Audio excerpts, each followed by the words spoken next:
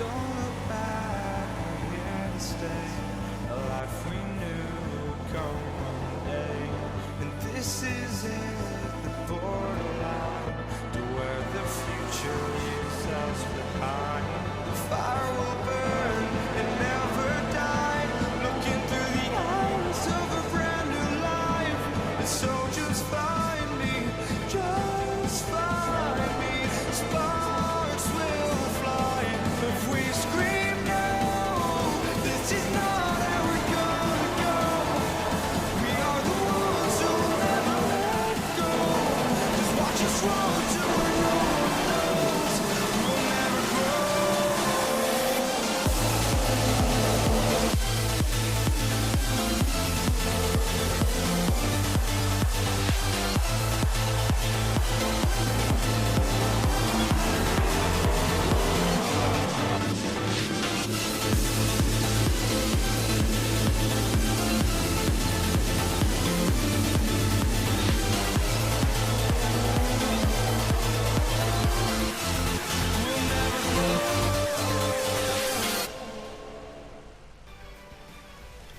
Formula 1 returns to the Circuit de Catalunya for round 5 of the 2017 season of the Spanish Grand Prix, and Ferrari finally bring their first major power unit upgrade in response to AMG and BMW, as Cosworth also bring yet another power unit upgrade for themselves to both Daniel Kvyat and Max Verstappen, with varying degrees of success between the two teams. Jean-Eric Vergne will experience turbo failure after only 5 laps in FP1, however the signs looked a lot more promising for Red Bull and Cosworth. Taking a look at the qualifying grid for the Spanish Grand Prix, and Sebastian Vettel will start from pole position, with Pascal Wehrlein taking his best ever qualifying in second. Jean-Eric Vergne will start from third in the second of the Ferraris, with Max Verstappen putting the Cosworth power unit upgrades to good effect to line up in fourth. Verstappen's teammate Daniel Kvyat will line up in fifth, Sebastian Buemi, the lead of the Williams, in sixth. Fernando Alonso will only manage 7th on the grid, with Nico Hülkenberg impressing in the Renault to line up in 8th. It will be an all Toyota row 5, with Lewis Hamilton starting in 9th, and Esteban Ocon getting into the top 10 for the first time this season. Josh Cherry dropped to 11th after his 5th-place grid penalty for using the spare car in the previous race, and he's joined on the 6th row by Rui Harianto in the McLaren. Pierre Gasly outqualified his teammate Carlos Sainz for the first time this season to line up in 13th, with Robert Kubica only managing 14th on the grid. Kubica's teammate Lance Stroll lines up in 15th, with Carlos Sainz in 16th.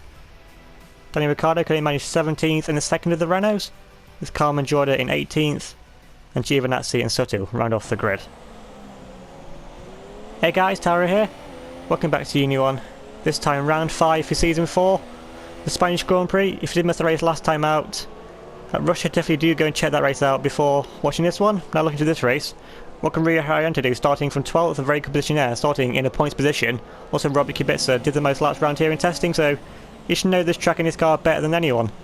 Now get back into us starting from P11. Of course this is not where we qualified, because we've got the 5th-place penalty, so we qualified in 6th, so there is some decent pace in this car.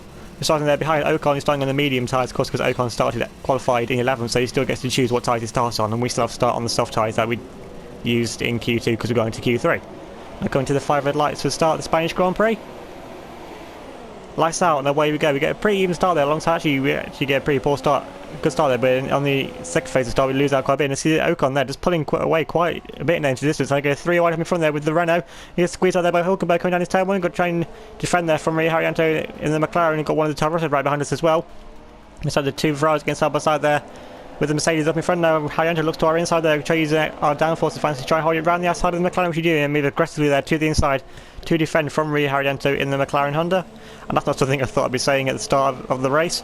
Now getting right back up behind Esteban Ocon once again. We're still just snaking our way this whole queue of cars. Can we possibly make a move up the inside? Now trying once again to find our line around the outside, which remember back to last season, season 3, in the really, well, it was torrential rain in the Spanish Grand Prix. We found some good momentum there around the outside of turn 5. It doesn't look like on this first lap we managed to find any momentum to try and get around Esteban Ocon here in the Toyota cars, because Ocon is on the medium tyres, so He's going to be going a lot slower theoretically than what we should, so we need to try and make a move on Esteban Ocon as quick as possible. Now we move to the inside of Esteban Ocon, coming up now into the third sector, try and make a move that up the inside. Ocon try and hold it right around the outside. We managed to use our tyre grip advantage and our just general downforce advantage to get past the Toyota there, which is a move that we really needed to make, so to minimise the time loss to the Red Bulls and our teammates Sebastian Buemi up in front. And now we can try and chase down Nico Hulkenberg in the Renaults on their soft tyres, because Hulkenberg did a really good qualifying here to get to start in P8. So the Renault are slowly improving, you know, see if now we can gain in the with the slipstream. Of course, no DRS yet, that's not activated to start of lap 3. And we're getting quite a bit here in the slipstream of Nico Hulkenberg. Now going to pull to the inside now of Nico Hulkenberg, coming down to turn 1. Can he make the move stick? Coming into turn 1, in side by side with Hulkenberg, we do manage to make the move stick there on the German. To move ahead there, so that's just proving the power difference still between the Renault power units and the BMW power units. So now we can try and chase down Hamilton, who's also starting on a set of medium tyres, and Hamilton started in 9th. So Hamilton did Q2 on a set of medium tyres and managed to get through into Q3. So once again, the Toyota's showing pretty good pace, albeit maybe to their AMG power unit still, as Toyota's still yet to bring their own power unit. That's probably coming for next season. But now coming further into that lap now, getting onto the back now of Lewis Hamilton, coming down into the braking zone for the third sector. Can try and move up the inside? No, not quite close enough there. Hamilton defends to the inside. I'm actually going purple there through to the second sector, so that's quite interesting, seeming there's a few cars in front of us, mainly the Mercedes, the 2 Ferraris, and also say the Red Bulls to an extent. You'd think that it'll go faster than through the second sector, but we are getting a pretty good slipstream here off the back of Lewis Hamilton. So I guess that's why we went purple there through the second sector. That's Sebastian Vettel puts up the fast lap of the Grand Prix. We're getting right up behind the back now of Lewis Hamilton, and now we'll have DRS now on the back of Lewis Hamilton, going down into turn 1, close enough now to try and move to the inside. New move to the inside there of the 2008 World Champion, now coming down into turn 1 and close enough to make a move stick, and Hamilton trying to hold it right around the outside on the racing line. We managed to outbrake the 2008 World Champion there, but Hamilton now is going to try and come back to us now, possibly, also on the medium tyre. So we do still have a grip advantage, but the more this thing goes on, the advantage will come back to Hamilton, given that the medium tyres obviously are a lot more durable than soft tyres, because they're a harder compound. So now, cutting all the way now onto lap 5, took us quite a long time, but now finally onto the back now of Sebastian Buemi to try and make a move on the back of our teammate. Buemi also on the set of soft tyres, so there shouldn't really be any advantage between me or Buemi. Now come down into the braking zone, fake a move there to the inside, but there's no way we can make it through. Buemi locks up there, goes straight on into the corner, and just completely lets us pass. So that's probably the easiest overtake I've ever made. Buemi there just with a huge lockup, that's really not going to do his tyres. And he goes pretty much reminiscent to what Nico Rosberg did in the real life 2014 Russian Grand Prix, where he just went straight on into turn 1 and his tyres became square pretty much instead of being round. So now Buemi has to worry about defending, possibly now from Lewis Hamilton, but of course he will have DRS to try and get back past us. We'll see if his tyres have really been flat spotted, then that's really going to affect his momentum, and he's going to have quite the vibrations going down the straight. Very shaky with his fillings though, if he's got any. Now coming down into turn 1 is Hamilton, close enough to try and make a move on the back of Buemi. He's not quite close enough, but it looks like Hamilton is trying to line up a move there on our teammate, so Buemi really just needs to try and pick up the pace. Now cutting on to lap 7, now catching up to the back of Max Verstappen. He's also on a set of medium tyres, so Verstappen also went through Q2 there on a set of the medium tyres, and now you can see Hamilton there is behind us in 8th, so Hamilton has now got ahead of our teammate Sebastian Buemi. But now we're catching up to the back of Max Verstappen. Of course, Cosworth bringing a new power unit upgrade, to which they say has given him about another 5 or 6 mile an hour boost in a straight line. But let's see if that new Cosworth power unit is any match for the might of our BMW power unit. Now we do have DRS on the back of Verstappen, of course we're catching him on the faster tyres, but I doubt we're close enough to try and make a move on the back of Max Verstappen in the straight. But we are getting quite a bit in the switching actually on the back of Max Verstappen. Now going to pull to the inside of Max Verstappen, going down into the braking over turn 1. Can try and outbrake Verstappen with the inside. Verstappen going to try hard. It's side by side there around the outside. Trying to turn to the inside, but Verstappen just can't hold it around the outside.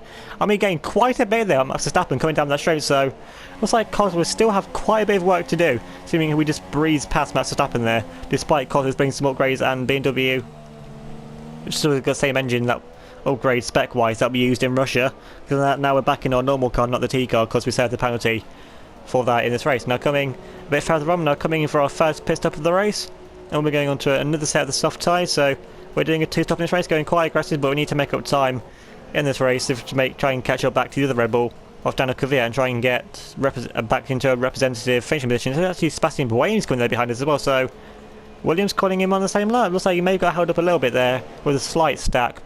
So not the best strategy decision there that Williams ever made, but we know Williams aren't really the best team at making strategy decisions. Now coming back into turn 1, see they've got one of the Renaults going past us, and then the car behind us is one of one of the Saubers, so there's definitely no threat from behind.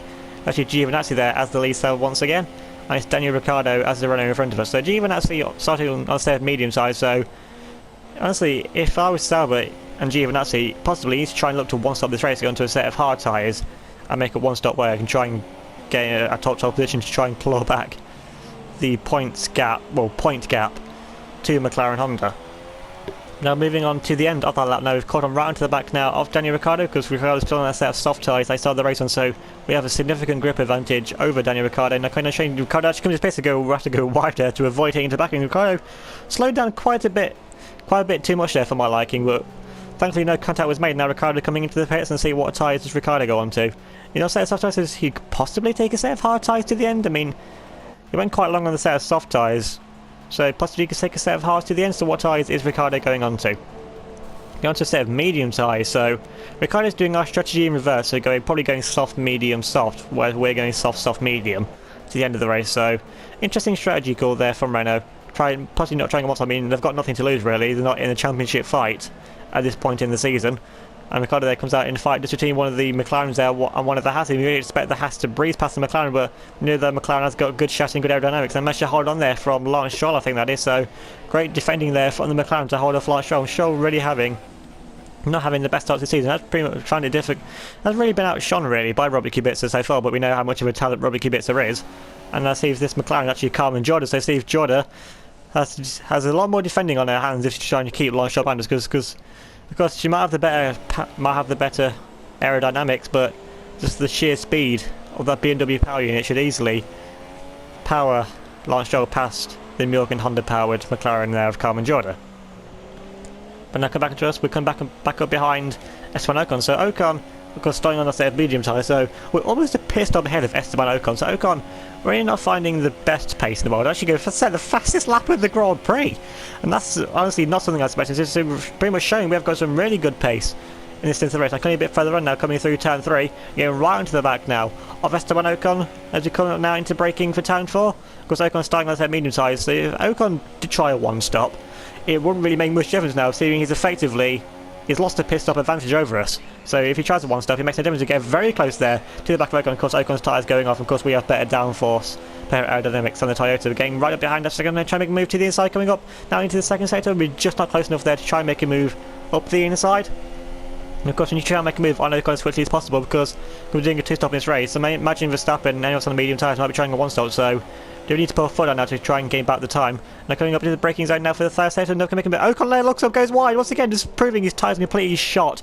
Just trying to get late on brake set to defend from us. Can't get for good. Give side by side now, coming around in the third sector. But the Spanish crowd are loving seeing this side by side between me and Ocon. They're getting very close there once again. I think we made a bit of wheel-to-wheel contact there. They're going to be side by side still with Esteban Ocon now coming through the third sector, through the S section side by side still with the young Frenchman side by side now coming out to around the final corner. Going side by side around the final corner. Ocon there gets a poor exit. They go side by side now around the final corner.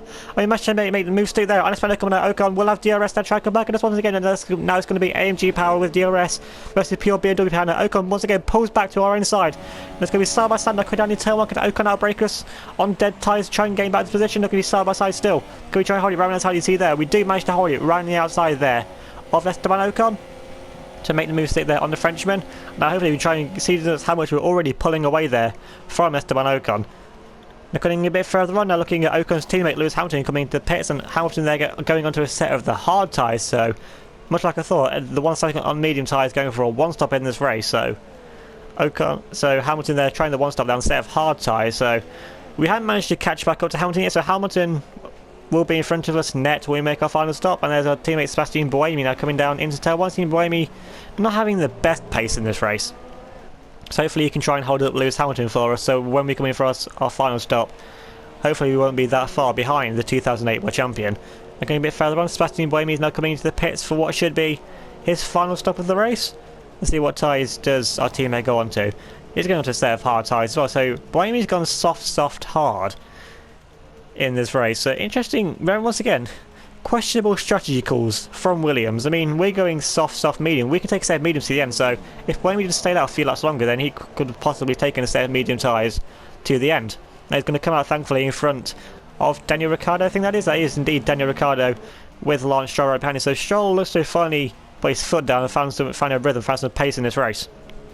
But now coming a bit further on, looking back onto us, now we're coming in for our final stop of the race, so we're definitely going onto a set of medium tyres to take us to the end of the race, and hopefully we can use our pace advantage on fresh mediums over Hamilton on, well, only fuel up old hard, but still a harder compound that's more worn than our tyres. So hopefully we can try and use the pace advantage whilst our tyres are fresh to try and catch up to the 2008 World Champion. And once again, get back ahead of both Toyotas. Ahead of the Toyotas is really where this Williams is at right now. I was talking to Hamilton, there goes Hamilton down into tail 1, so he's not really that far behind the 2008 World Champion. So Buemi did a good job there of holding up Lewis Hamilton. So now we should try and put our foot down and catch up to the back of Lewis Hamilton in the Toyota. Now going a bit further on, we're now right onto the back now of Lewis Hamilton. But of course Hamilton there on fresh hard, so there really shouldn't be a straight on lock up there into the third sector, which everyone else seems to be doing when we come up behind them. Now getting right behind now Lewis Hamilton, no, we'll have the DRS now on the back hand, if they can move to the inside, float to the inside there, just look for a way around the back there of Lewis Hamilton. Now Hamilton locks up, goes straight on into turn 1, just like Ocon and Buemi did. So once again Hamilton there's handless position on a plate. So Hamilton there, as soon as he comes under pressure, just completely went straight on there into the third sector. So it could possibly be a problem with the Toyota brakes. I mean, Ocon did the exact same thing, but Ocon was on dead tyres. So I think that might be the reason why Ocon went straight on. Now going a bit further on, looking at actually Daniel Kvyat is actually leading the Grand Prix, doing a one stop there on a set of hard tyres and being chased down relentlessly by the two Ferraris, with Sebastian Vettel there ahead of Jean-Eric Vergne with one of the Mercedes. I think is that Fernando Alonso or Pascal Wehrlein? I can't quite see. That actually it looks like it's Fernando Alonso. So Alonso there, it was a good drive there up to P4. Then we have Max Verstappen there in the second of the Red Bulls, also trying a one stop. Just doesn't look like he's got the same amount of pace as Daniel Kvyat in this race. And then we have Pascal Wehrlein there on a set of medium tyres, chasing down the young Dutchman. Then we have ourselves on a set of medium tyres, pretty much in a no man's land of our own, and we see how much we've already pulled away from Lewis Hamilton there on a set of hard tyres. So it doesn't really look like the hard tyres were the way to go. Then we have our teammate Sebastian Buemi trying to chase down Lewis Hamilton. Then we have the second of the Toyotas of Esteban Ocon. They're on a set of hard tyres. Then we have Nico Hülkenberg chasing him down on a set of medium tyres. So once again, Hülkenberg is showing some pretty encouraging pace for Renault in this race. Then we have the lead of the Toro Rosso, which is Pierre Gasly, and Gasly really has just been outperforming Carlos Sainz all weekend, really. Now going down to this, we've got Robbie Kubica as the lead of the Hasses on a set of hard tyres, so Kubica trying a one-stop in this race as well. Then we have the lead of the McLarens, which is still Rio Haryanto. So Haryanto, of course, using the chassis and aerodynamics of that McLaren to good effect to try and minimise the pain he takes with that Mugen Honda power unit. Then we have Daniel Ricciardo in the second of the Renaults, a light shot in the second of the Hasses, and we go pretty much a very close battle here between the Sauber of Giovinazzi and Carmen Jordan. I think they may have a lot of wheels there into turn 1. Now Jordan getting right up behind the back now of the Sauber, coming up now into the end of the first sector, just not close enough there to make a move on Giovinazzi. And then we have Sutter right behind us, waiting for when this possibly goes wrong there, to try and strike and gain 2 positions out of it. And then we've got the leader of the race, which is now actually Sebastian Vettel. So Vettel there has got past Daniel Kvyat, imagining the DRS straight down into turn 1. And now Vettel now comes up to try and lap the Sauber there of Adrian Sutter, makes the move there around the outside of the German. And now Sutter really needs to get out of the way now. You can see we've got Daniel Kvyat getting right behind him now, along with Jean-Eric Vergne. And Fernando Alonso now, Sutter thankfully there moves over to the inside. Now he's trying to make it easier there, but no, he's going to make Fernando Alonso fight him there to the inside. I mean, fair play, there's nowhere else really that he could have gone to. Now the next up is trying to chase down one of the Toro Rossos. So Vettel now coming up to the back now of the second of the Saubers, and we've got a fight here. Is actually Jean-Eric Vergne managed to make a move there on Daniel Kvyat throughout all of that. So Sutter there not doing many favours there for Daniel Kvyat, but I mean, why would it really matter? They're not in the same team, so it doesn't really matter what Adrian Sutter does for Daniel Kvyat. So now Sebastian Vettel now coming up to the back now of the second of the Toro Rosso, which actually Carlos Sainz. So Sainz really not having the best of races, just really hasn't found much pace in this race. Seeing qualifying is quite a way down off his teammate Pierre Gasly, and now Sainz really isn't getting out of the way here of the race leader Sebastian Vettel. And this is going to cost Vettel time here to his teammate Jean-Eric Vergne right behind. There's actually a bit of contact there between Sainz and Carmen Jordan, so Sainz getting a bit impatient there behind Jordan, and actually holds up Sebastian Vettel. Now that's actually put Jean-Eric Vergne right on the back now of Sebastian Vettel. Now we've got a fight for the lead coming up to the race between the two Ferraris. He's still got Daniel Kvyat frantically trying to defend from Fernando Alonso to try and hold on to a podium position there on the set of hard tyres. Now they've both got DRS. Let's see now, can they make a move past the Toro Rosso and McLaren Honda? Well, Daniel Kvyat's got past at least. Now Sebastian Vettel must have made a move there on Giovinazzi. We know Giovinazzi is Ferrari's next young prospect, so he's really not going to want to hold up Jean-Eric Vergne here. He really needs to get out of the way now, coming up into this chicane, but he's not getting out of the way of Jean-Eric Vergne. He's really holding up the championship leader here, so maybe a bit of favouritism here from Giovinazzi. So maybe Giovinazzi likes Sebastian Vettel more than Jean-Eric Vergne, I don't really know, but he's really not going out of the way. You just see Sebastian Vettel's not even on the same screen anymore. He's lost that much time, Jean-Eric Vergne has, and that's actually put Daniel Kvyat now and Fernando Alonso right onto the back now of the championship leader once again. But you just see Cosworth power v Ferrari power. There's not really much that Daniel Kvyat can do in terms of straight line speed to try and power his way past. Now moving on to the final lap now of the Grand Prix. Sebastian Vettel now catching up to the back of Robert Kubica to put the 2008 Canadian Grand Prix winner a lap down. And see now Kubica should hopefully just get out of the way here. There's not really much point in fighting the five-time world champion Sebastian Vettel, and thankfully he just managed to make a clear move there around the outside of Robert Kubica. You see there, Jean-Eric Vergne really hasn't been able to catch back up to Sebastian Vettel, so Giovinazzi there, honestly, is pretty much ruined Jean-Eric Vergne's chances of winning this race. So I imagine that Ferrari might have a few choice words to say to Giovinazzi come the end of this race, but now Sebastian Vettel coming around the final corner. He's got one more corner to go. If he makes it around the final corner, which indeed he does, and now Sebastian Vettel coming up to the line. Sebastian Vettel is going to win the Spanish Grand Prix, albeit thanks to Giovinazzi really ruining any chances of Jean-Eric Vergne trying to win the Grand Prix. So it's still yet another Ferrari 1-2, and Ferrari is still the only team to win a race in this season, so still a lot of work to do for Red Bull, for Mercedes at least. And we're going to make a move there around the outside of one of the sides. Don't leave them much space, even they didn't leave us much space as well. Now we've got Buemi behind us, so Buemi has managed to catch up to and pass Lewis Hamilton, so still managed to get up to 7th from starting 11th, but still we could have got Verstappen if we had gone to have hard tyres. But now coming around the final corner, got one more corner to go, and thankfully no drivers around the final corner. It's going to come across the line to finish in P7, and what should be a P8 finish there for Buemi, but still 7th and 8th. Given how much better we did last season, it just proves how much work Williams really still have to do in this season. And there you can see Irigi Bene once again looking overjoyed, honestly, with 5 wins out of 5 for his team, with 2 for Sebastian Vettel and 3 for Jean-Eric Vergne. And Ferrari really are just running away with this championship now.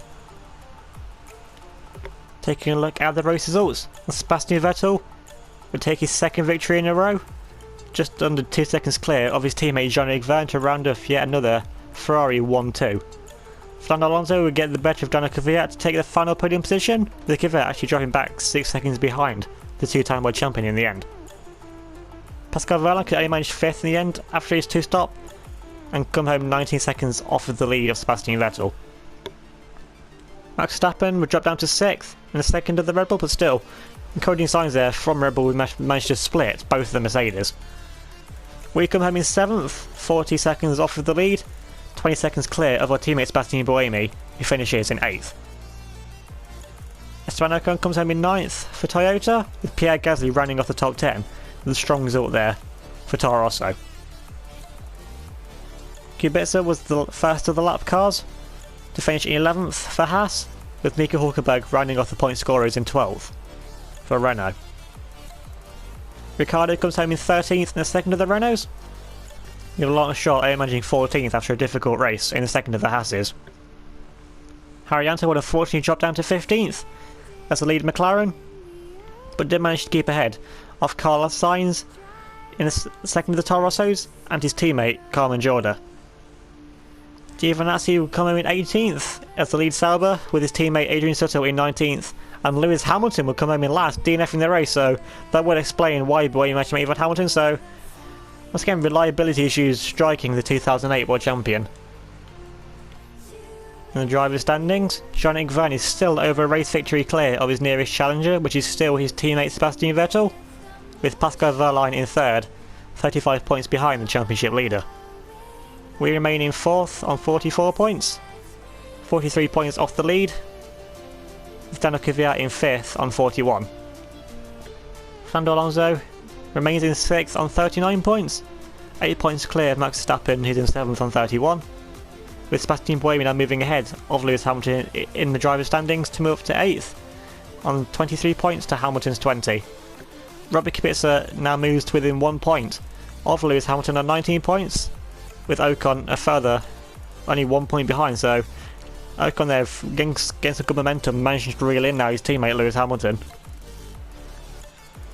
Lance Stroll rounds up the top 12 on 7 points, with Carlos Sainz in 13th on 7, Nico Hülkenberg in 14th on 4, joint there with Pierre Gasly, but on better result Nico Hülkenberg is in 14th with Gasly in 15th. Daniel Ricciardo dropped down to 16th on 3 points, with Carl Majorda in 17th as the final point scorer. Adrian Sutter remains in 18th, yet to score, along with Rio Haryanto, Antonio Giovinazzi at the bottom of the grid. Moving on to the constructors standings, and Ferrari now 61 points clear of Mercedes. Ferrari, after 5 races, almost 2 1-2 finishes clear of Mercedes. Red Bull are in 3rd on 72 points, only 5 points clear now of Williams on 67, with Toyota in 5th on 38, 12 points clear of Haas, who are on 26. Toro Rosso are on 11 points, 4 points clear of Renault, who are on 7, with McLaren in 9th on that 1 solitary point, and Sauber are still yet to score. As for my driver of the day for this race, honestly, I'd really have to say Daniel Kvyat. I mean, the 1 stop, yes, helped him into the lead, but seeing how much of a fight he put up there against the Ferraris and Fernando Alonso, which should have so much quicker cars at this point in the season, really, it's just unbelievable how dominant those two teams have managed to become in this season. But still, Daniel Kvyat with a valiant effort there to try and take... I imagine that Red Bull were targeting a podium finish, but leading the Grand Prix in a Red Bull in this season, that's not really something that I was expecting that Daniel Kvyat will be able to say that he's done. So definitely Daniel Kvyat for my driver of the day. Now back home in LA, you can see pretty late actually, well pretty early depending which way you want to look at it, given it's almost 4 o'clock in the morning now we got back here. And now that we're finally back here, you can finally see my BMW company car. Yeah, I get a nice shot of it there, nice blue, I think. So yeah, I'm pretty happy with this car. I mean, my teams have been pretty generous, honestly, with the cars that they've given me. And for my thoughts on the race, I mean, P7, I mean, it was a decent finish, but honestly I expected more. We could have beat Verstappen there, but starting on the soft tyres, which of course we had to in Q3, but we got through into Q3, so maybe that was a mistake, honestly, going through into Q3 knowing that we had the penalty. But if we started any further back, then I could have been, honestly, at the back of the grid, which would have just made things worse. So I guess P7 really is the best that we could have got from the race. So that's been the Spanish Grand Prix. Remember to leave a like if you enjoyed the race, enjoyed the video. Remember to vote for your driver of the day with the poll link that will be in the video description, or the one that's in the comment section as well, because it's the same one either way, so just click either one of them and it'll be the same poll. And remember to check out the Wikia page as well for all the latest news, information, results on this season, previous seasons, and a cheek sneak peek as what's to come up in the future. Also subscribe if you're new so you never miss out on any of my newest videos. And that car just pulled straight into the car park there, no indication.